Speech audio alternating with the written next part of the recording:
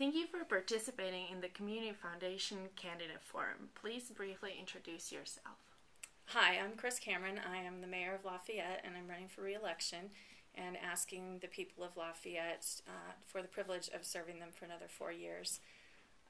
I am not quite a native because I was born in Maryland and moved to Colorado when I was a baby, but I grew up in Colorado and got my bachelor's degree at Colorado State University, and then moved away for 10 years to Washington, D.C. area, and then to the University of Kansas to get my PhD in psychology. And 10 years ago, my husband and I moved back to Colorado to raise our family.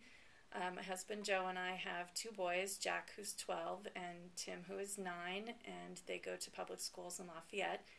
And we really love living in Lafayette because it provides us with most of what we need on a day-to-day basis, and also is small enough to feel like a community so that we can enjoy the library and the parks and the trails and the rec center. Tell us about your personal involvement with Boulder County's nonprofit community. Well, I was fortunate enough to be invited to participate a couple years ago in the 2-day future search process that resulted in the Building Caring and Livable Communities for All Human Services Master Plan for Boulder County, and I also participated in the inclusion subcommittee following that to create the part of the project that looked at including underserved groups. Lafayette itself is rich in nonprofit organizations like Sister Carmen, Clinica Campesina, Project Yes, United Way, WOW Museum, Rocky Mountain Center for Musical Arts, so on and so forth. And during my time on City Council, Lafayette was named one of the 100 best communities for young people, in part due to the collaborations that take place between the city and the nonprofits and the business community and the schools, faith communities, and I'm very proud that that was something that occurred during my time on council. Perhaps most importantly, my family and I, we contribute our time and our money to the nonprofits in our community. We participate in Celebrate Lafayette that occurs every spring, put on by Project Yes, a service learning organization, and they do a big service learning day. I also serve as the chair of the Community Advisory Committee for the Knight Foundation here in Boulder County, and they have exciting projects aimed at leadership development and community involvement, and I just really enjoy being involved with all of the nonprofit organizations in Lafayette and Boulder County. The Community Foundation has identified a lack of diversity in representation both among elected officials and among nonprofit leadership. How can the city increase its inclusiveness in hearing from marginalized community members? This is something that's been of concern to me as well and was discussed in the future search process. And one of my first actions as a city councilor in Lafayette was to implement a Latino advisory board for the city of Lafayette, and it's was the first in the state and may still be the only, although I'm not sure of that. But the purpose of that, really, 2 of the main purposes of that were creating an advisory board that could bring information, bring forth opinions of the Latino communities in Lafayette to the city council, and also to develop a pipeline of leaders within the Latino community who had experience with the formal structure of the city.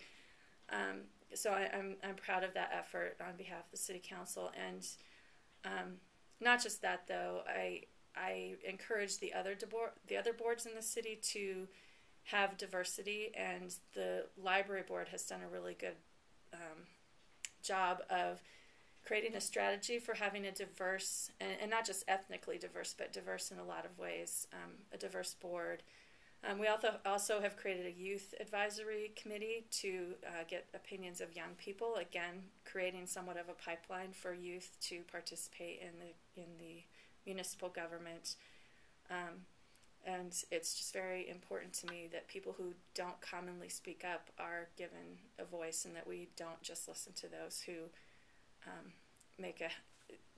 are commonly there to speak up. We have to listen to everyone.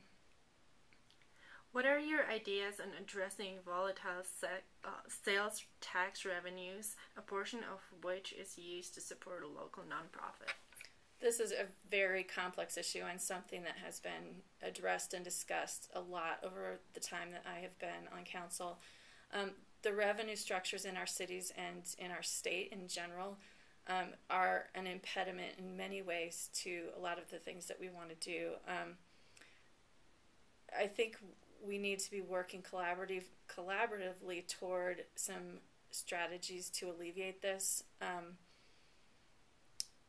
We have right now what's a winner-take-all system, so that each community gets the sales tax revenues from the businesses that are within its borders, and it creates conflict between communities to try to get those dollars, and often the dollars end up going to corporations in order to keep them in town rather than keeping it in the community and really benefiting the community. So I think a couple things need to happen. I think the revenue structure is in many ways a statewide issue, and that the municipalities and the county need to work together to advocate that the legislature work toward a solution that will benefit everyone in the state.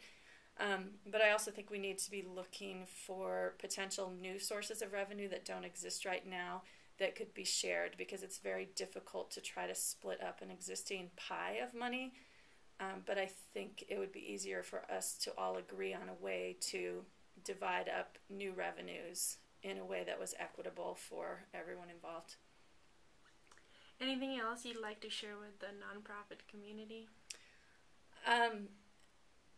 The city of Lafayette and all cities really need the nonprofits. You take care of our people, and we're often involved in fixing streets and providing police and fire, which obviously are also taking care of people, but we are providing water and wastewater and those kinds of things. But the nonprofits are really directly caring for people, and that is really what the city is about. The people are the city. Providing the day-to-day care, meeting basic needs, as well as enhancing our lives in ways that bring a quality of life through things like children's museums or art or those kinds of things are important to our the way we live as well. So I want to keep looking for ways for us to promote partnerships, and even though money is tight, there are often ways that we can be collaborative that will allow us to work together without additional expenditures or exorbitant financing. So thank you. Thank you very much.